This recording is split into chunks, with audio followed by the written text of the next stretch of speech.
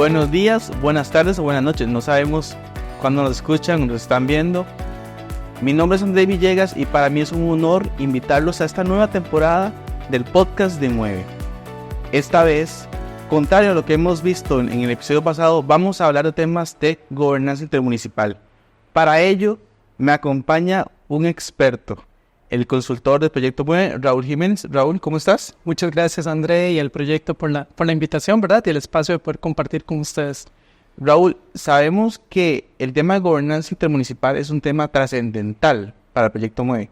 Sin embargo, yo creo que es un poco desconocido para el público en general el término. ¿Podrías explicarme un poco de qué se trata? Sí, claro, André. Lo que sucede es que cuando estamos en las ciudades, existen una serie de retos y de problemáticas que ya trascienden un poco más allá de los límites cantonales que normalmente nosotros dimensionamos. Y un clarísimo ejemplo de ello es el tema de la movilidad.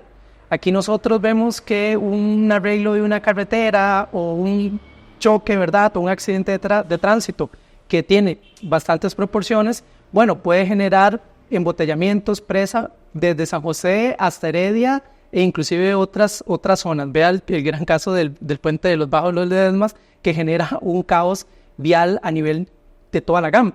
Entonces ya nosotros vemos que estos retos trascienden esas fronteras y por ende las soluciones no se pueden pensar a nivel cantonal, sino que se deben pensar en clave metropolitana. Y la gobernanza como tal es cómo se toman las decisiones en un determinado territorio.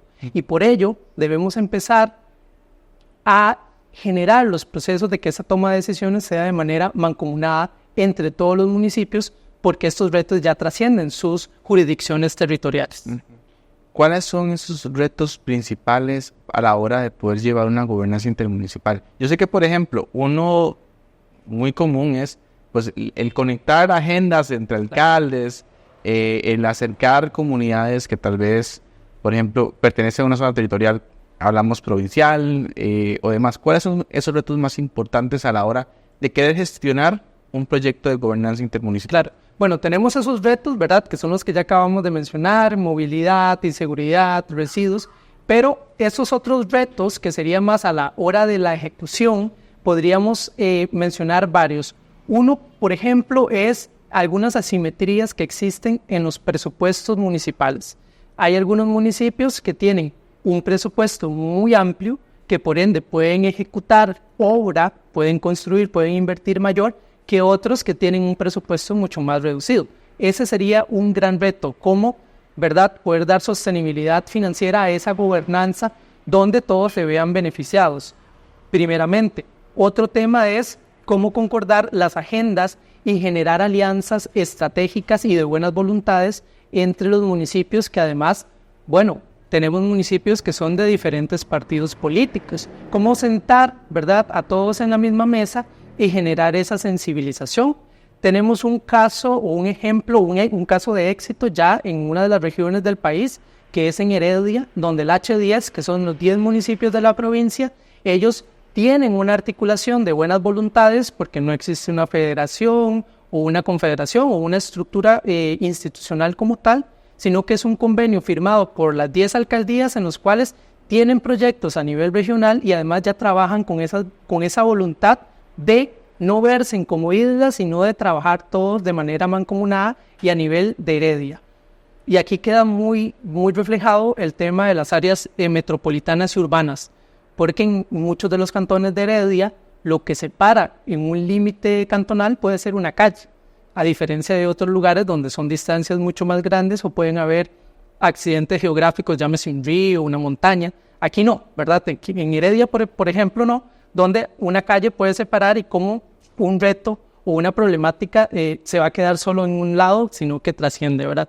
Este tema es muy curioso, Raúl, porque si nos ponemos a ver, tal vez una persona para trabajar, por ejemplo, yo vivo en el cantón de Alajuela y trabajo en San José y voy por la General Cañas, tengo que pasar por el cantón de Heredia para poder llegar al cantón de San José. Como muchas veces a nivel cantonal ni siquiera hay un límite o una señal que marque que está en un cantón u otro, ¿verdad? Que las personas pueden recorrer hasta 5 cantones, o tal vez me exagero, pero un promedio, para hacer un viaje común a su trabajo sin siquiera saber qué está pasando o por dónde está. Claro. No, lo que sucede acá, André, es que la organización administrativa territorial está pensada de hace varias décadas atrás y la realidad ya ha cambiado. Antes, muchas personas puede ser que trabajaran en su mismo cantón donde habitaban, ¿verdad? Tenían sus fuentes de trabajo ahí, o mayoritariamente San José, Cantón Central. Ahora hemos visto cómo el país, como ha crecido urbanamente, vamos viendo que se van creando áreas urbanas funcionales. ¿Qué significa este concepto para las personas que nos están escuchando y nos están viendo? Es como las personas se mueven más allá del cantón, en nuestro caso, del que habitan. Entonces, como vos mencionás, hay personas que, por ejemplo, viven en Atenas, que viven en Alajuela, pero trabajan en los parques de Zona Franca de Heredia, por ejemplo, Ultrapark, qué sé yo, o personas que viven en Heredia, pero trabajan, por ejemplo, en el Parque Empresarial de La Lima, en Cartago.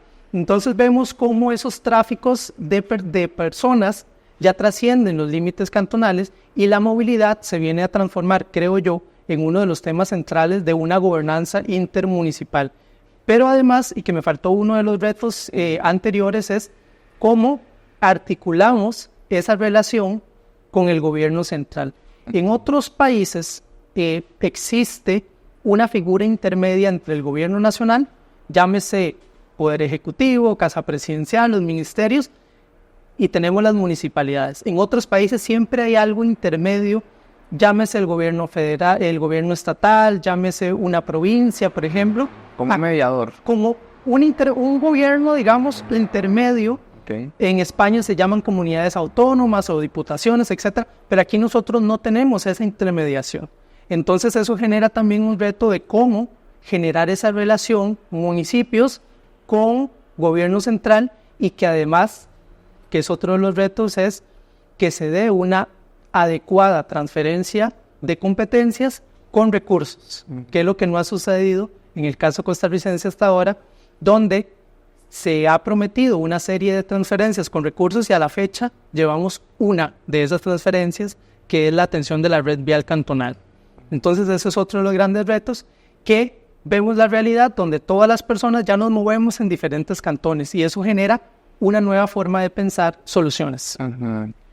Eso es realmente un tema muy importante, ¿verdad? En lo que estamos conversando, porque si nos ponemos a ver, bueno, volviendo un poquito al punto de antes, se puede llamar un poco la migración, ¿verdad? De personas para movilizarse a zonas, por ejemplo, a cabeceras de cantones y demás. Y también esa parte del recurso que vos mencionabas. Desde MUEVE, por ejemplo, uno de los temas que más se toca es la movilidad. Y se dice, ¿por qué tal vez mi cantón no tiene ciclovías y el cantón que está a la par sí tiene? ¿Cuál debe ser la estrategia que se deba seguir para conectar, ¿verdad? Y que al final esa movilidad sostenible sobrepase la estrategia de un cantón y se vuelva un tema país. Claro. Bueno, el proyecto MUEVE como tal, recordemos que se basa en el área de influencia del tren, ¿verdad? Que va desde lo que es Paraíso, pasando por toda la provincia de Cartago, San José, Heredia, y termina en Alajuela. Entonces ahí vemos que hay una conectividad de 15 municipios de 4 provincias, que además es del gran área metropolitana, que es el área de población mayor que existe en todo Costa Rica. Pero además de eso, el proyecto viene a fomentar de que yo me pueda montar en Paraíso, por ejemplo, venga aquí a Heredia, me baje en la estación acá del Cantón Central de Heredia, pero además yo pueda, por ejemplo, coger una bicicleta y poder ir a San Paulo en bicicleta. Por ejemplo, que tenga una ciclovía o que tenga el servicio de bicicletas compartidas como existen en otras latitudes. El tema aquí es, primeramente, generar ese acuerdo de voluntades entre los municipios, porque tiene que darse una gobernanza intermunicipal, o sea, entre los municipios, para poder generar toma de decisiones y empezar a ver proyectos a nivel regional. Y luego de esa conformación de una gobernanza intermunicipal, empezar a generar relaciones con el gobierno central y con diferentes sectores para que podamos generar proyectos regionales. Una ciclovía, por ejemplo, en la zona de Cartago, Paraíso, Oriamuno y Cartago Central, ¿por qué no pensar en una ciclovía que conecte todos esos cantones para las personas que trabajan en esos parques de zona franca, por ejemplo? O ¿por qué no pensarlo también en Heredia, que pueda haber un corredor que conecte Heredia Cantón Central, que conecte, por ejemplo, San Paulo, Flores, Belén, ¿verdad? Que también hay un flujo importante de personas propias del cantón, pero además de otros cantones que vienen a trabajar acá o a hacer diferentes tipos de actividades. Ahora, me gustaría tocar un poco el tema para los que nos siguen desde donde están, de sus casas, del carro, de donde quiera que estén, comentarles que Raúl hubo un tiempo que estuvo en Barcelona viviendo.